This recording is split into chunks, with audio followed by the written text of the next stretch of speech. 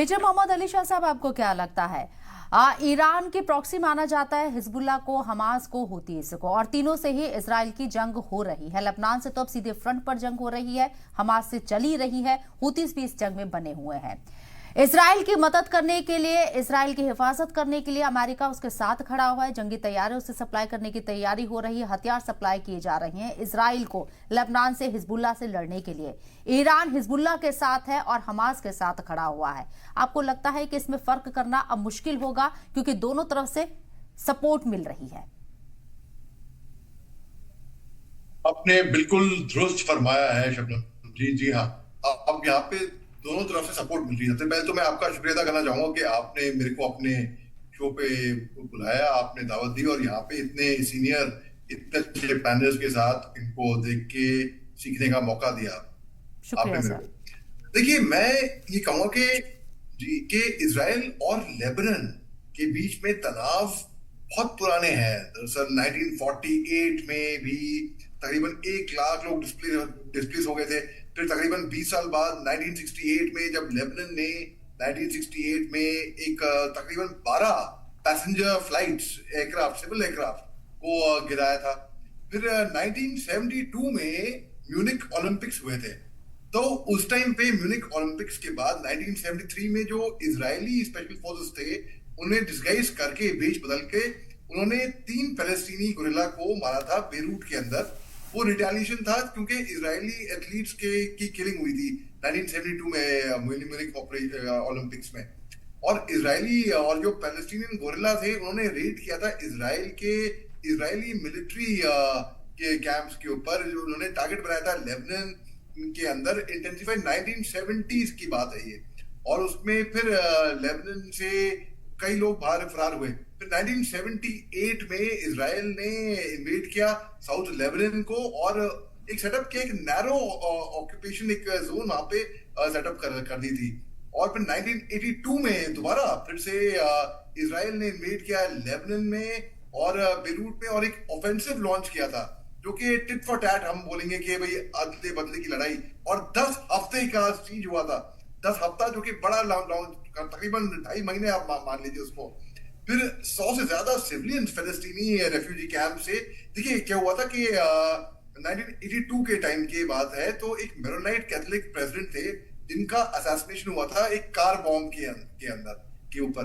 तो उस टाइम पे इन्होंने, इजराइल ने दोबारा रिटेलिएट किया था और जो कैंप्स है सबरा के, शतीला के, वहां पे मसाकर हुआ था, जबरदस्त तरीके का मसाकर हुआ था। तो ये जैसे कि हम बात करते हैं कि गाजा पट्टी के अरब और इजराइल की लड़ाई बहुत लंबी है, वैसे ये लड़ाई बहुत लंबी है।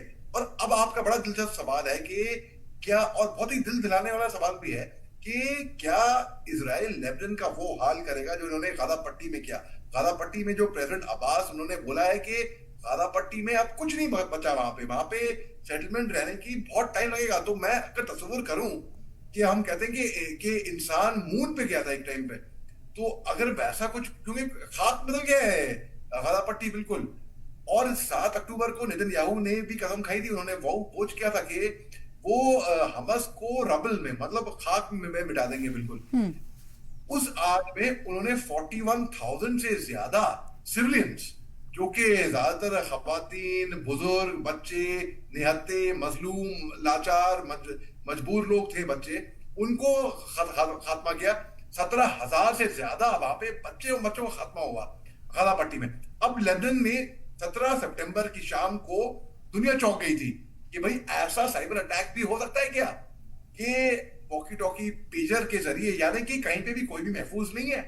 टीवी स्क्रीन पे मोबाइल आप इस्तेमाल करते हैं, लैपटॉप इस्तेमाल करते हैं, आईपैड इस्तेमाल करते हैं, कहीं पे भी। तो ये, इसको मैं ऐसे देख रहा हूं कि इजराइल हो सकता है यहां पर भी एक, उन्होंने बोला हम बदले की बहादुरी करेंगे। अब इन्होंने हिजबुल्लाह के चीफ को तो मार गिराया 2 दिन पहले। और अब हालांकि वो जो साइबर अटैक था 17 सितंबर का, वो किसी ने जिम्मेदारी ली नहीं है और इजराइल कभी मानेगा भी नहीं, कबूल करेगा भी नहीं कि वो उसने किया है। हालांकि पूरी उंगलियां वहां उठती हैं। जी हाँ, मैं अब ये जमीनी लड़ाई, अभी तक हवाई लड़ाई थी, मैं जमीनी लड़ाई होते देख रहा हूँ लेबनान और इजराइल के बीच में, जहां पर मैं कह रहा हूँ बड़े दुख से कह रहा है, बड़ा है। दोनों जनरल साहब ने बिल्कुल दुरुस्त फरमाया, बिल्कुल। जी। इनका सटीक, ऑन द ठीक है सर। पॉइंट और क्रिस्प था। सवाल मेजर मोहम्मद अली साहब आपसे है। आपको क्या लगता है कि इजराइल अपनी सिक्योरिटी का हवाला देता है, एक बफर जोन क्रिएट करने की बार बार वो कोशिश कर रहा है, चाहे गाजा में हम देखें, अब लेबनान की तरफ ये पूरा मामला शिफ्ट हो चुका है। क्या इजराइल को इस बात की इजाजत दी जा सकती है, अगर आपको अपनी सिक्योरिटी का खदशा है तो दूसरे लोगों को अपनी जमीन का खदशा है? आपने फिलिस्तीन की 47% जमीन से उनको 12% पर आपने समेट दिया है, तो अब ये जंग मजहब की नहीं जमीन की है, और कोई अपनी 1 इंच जमीन देने के लिए भी अपना खून बहा देगा लेकिन जमीन नहीं देगा, ये बात वाज़ेह है। आपने बिल्कुल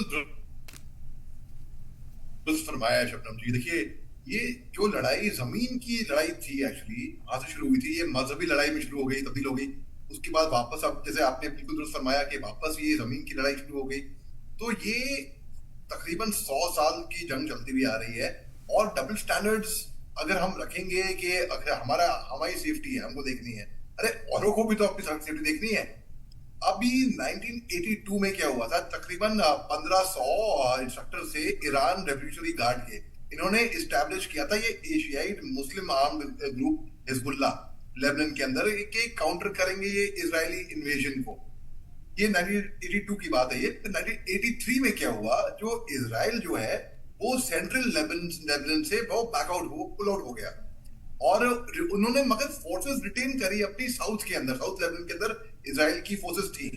वो एक फॉर्मल ऑक्यूपेशन जोन एस्टैब्लिश हुआ साउथ लेबनान में, जो कि 15 किलोमीटर यानी कि 9 माइल तकरीबन वो गहरा था, जिसमें कंट्रोल करता था इजराइल वो इलाके को अपने अलाइज के साथ।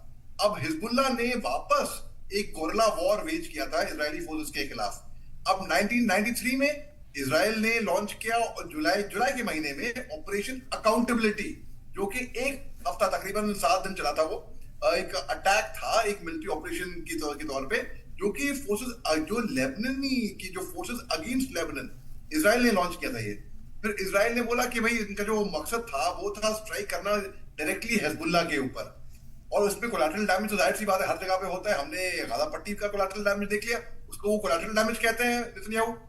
भाई मुझे वाकई में तो पता है, लोग कहते हैं कि ये कोलैटरल डैमेज था। अब इसको और मुश्किल बनाने के लिए जो ग्रुप थे वहां के, जो लोकल ग्रुप थे साउथ लेबनान में, उन्होंने एक बेस बनाया वापस इजराइल को स्ट्राइक बैक करने के लिए। तो एक प्रेशर क्रिएट हुआ लेबनीज गवर्नमेंट के ऊपर इंटरवीन करने के लिए उन ग्रुप्स के ऊपर। अब 1996 में जब हिजबुल्लाह ने एक दोबारा वो अटैक शुरू किए, उसके बाद फिर एक ऑपरेशन ग्रेप्स ऑफ रॉथ, जो कि 17 दिन का था, ये ऑपरेशन ग्रेप्स ऑफ रॉथ एक ऑफेंसिव लॉन्च किया, जहां पे 200 लोग लेबनान के अंदर मारे गए, इंक्लूडिंग इसमें से 102 तो वो थे जो इजराइल ने एक यूएन बेस, मैं दोबारा कह रहा हूं, इजराइल ने एक यूएन बेस के ऊपर साउथ लेबनान के ऊपर, एक खाना एक जगह है, एक गांव है खाना के, वहां पर एक अटैक किया था। अभी हाल ही में हमने देखा कि हिंदुस्तान के कर्नल कले साहब वो वहां पे मारे गए थे, किल्ड इन एक्शन, जो कि यूएन में थे। यूएन वो एक्स सर्विसमैन थे, वो वेटरन थे, वो यूएन में मारे गए, और वो गाजा पट्टी में मारे गए थे। और इजराइल ने यूएन की कॉन्वॉय, यूएन उनके ऊपर गाड़ियों के ऊपर स्ट्रिक्ट लिखा था यूएन, उसके ऊपर जो एड थी उनके ऊपर भी अटैक किया था बल्कि। तो अब फिर 2000 में क्या हुआ, फिर इजराइल ने वो विड्रॉ करता है सदर्न लेबनान से, उसके बाद वो कंटिन्यू करता है अटैक्स इजरायली मिलिट्री पोजीशन जो ऑक्यूपाइड थी लेबनीज टेरिटरी के ऊपर हिजबुल्लाह के, जो कि 22 साल का ऑक्यूपेशन था, 22 साल, जो कि बहुत लंबे होते हैं। और हम बात कर रहे हैं जब 100 साल के युद्ध की, तो बात ऐसी है कि इजराइल को डबल स्टैंडर्ड्स नहीं करने चाहिए यहाँ पे। अगर उनको अपनी सेफ्टी का ख्याल है तो बाकी गाजा पट्टी के लोगों का। मैं ये क्या क्या समाप्त करूंगा शबनम जी, जो व्हाट्सएप पे एक ग्रुप में एक ऐसी इमेज आई, मेरा दिल रो गया, कांप गया। एक आदमी, एक वालिद अपने कंधे पे छोटे छोटे बच्चे, बिलबिलाते बच्चे लेके भाग रहा है, और पीछे टूटी हुई बिल्डिंग है, वहां पे इमारतें हैं टूटी फूटी हुई, खाक में बदल गई। तो ये देख के रूह कांप जाती है वाकई में शबनम जी। मेजर मोहम्मद अली शाह साहब क्या कहेंगे? जी शबनम जी, मैंने अपने सीनियर पैनलिस्ट को सुना यहाँ पे, और मेरे को बहुत सीखने को भी मिला। मैं आपको बताता हूँ एक बात, पिछले 2 दिन से मेरे को इंस्टाग्राम पे खास तौर से बड़े मैसेजेस आ रहे हैं, क्योंकि मैं आपके चैनल पे बहुत बोल रहा हूँ, और ये आपके, इन्होंने बाय नेम आपका नाम लिख के बताया कि आपके बहुत बड़े फैंस हैं और इनको ये बात पसंद आती है कि हम एक स्टोरी टेलिंग तरीके से, मैं बहुत पढ़ लिया हूँ इसके ऊपर, तो एक स्टोरी टेलिंग के तरीके से, तो मैं आपको वहीं से कंटिन्यू करता हूँ जहां पे मैं छोड़ा था। फिर देखिए, मैं आपको 2006 में उसके बाद क्या हुआ, फिर जुलाई में हिजबुल्लाह ने बॉर्डर क्रॉस किया और इसराइल के अंदर आए और उन्होंने इजरायली फौजियों को अगवा कर दिया और कुछ को मार दिया वहां पे। फिर इससे चिंगारी उठी एक 5 हफ्ते के युद्ध के लिए जो इन्वॉल्व हुआ, हैवी फायरिंग हुई वहां पे इसराइल और दोनों साइड से और हिजबुल्लाह के साइड से, और एक स्ट्रॉन्ग होल्ड हुआ नेशनल इंफ्रास्ट्रक्चर का। फिर इसराइल ग्राउंड पे फोर्सेस में वो मूव कर गए साउदर्न लेबनान के अंदर, और फिर एक कॉन्फ्लिक्ट जो था ये कंडक्ट हुआ इजरायली एयर स्ट्राइक्स और हिजबुल्लाह रॉकेट फायर, जैसे कि अभी हो रहा है। वैसे जैसे आपको याद है 7 अक्टूबर की घटना में जैसे कि हमस पे क्रॉस कर दिया था और वो इजरायली टेरिटरी के अंदर आ गए थे, बिल्कुल वैसे ही हिजबुल्लाह ने किया था, ये जुलाई 2006 के अंदर। फिर ये इसका समाप्त हुआ कि जब इजराइल ने अपना मिलिट्री ऑब्जेक्टिव अचीव नहीं करे थे, और फिर हिजबुल्लाह ने बोला क्योंकि इजराइल अपना मिलिट्री ऑब्जेक्टिव नहीं कर चुके तो ये हमारे लिए डिवाइन विक्ट्री हुई। लेकिन इस घटना के अंदर 1200 लोग लेबनान की तरफ से और ज्यादातर सिविलियंस थे वो मारे गए थे, और 158 इजरायली जो कि इजरायली फौजी थे वो मारे गए थे। अब आपको ले चलता हूं मैं अभी रिसेंट टाइम 2024 में, इस साल की अक्टूबर 1 को, 1 अक्टूबर को, यानी कि अब या मान लीजिए आप आज, तो इजरायली मिलिट्री ने बोला कि उन्होंने शुरू कर दिया है कि लिमिटेड लोकलाइज्ड और टारगेटेड ग्राउंड रेड्स, जैसे कि हमने बताया जमीनी लड़ाई इजराइल ने शुरू कर दी है, वो कि प्रिसाइज मिलिट्री इंटेलिजेंस उनको मिली है हिजबुल्लाह के निशानों पे, और उन्होंने फिर हिजबुल्लाह फोर्सेस और साउथ लेबनान के अंदर गांव जो हैं, जो करीब के हैं बॉर्डर के, वहां पे पोस्ट किया एक इमेज, वो एक थ्रेट है वहां पे।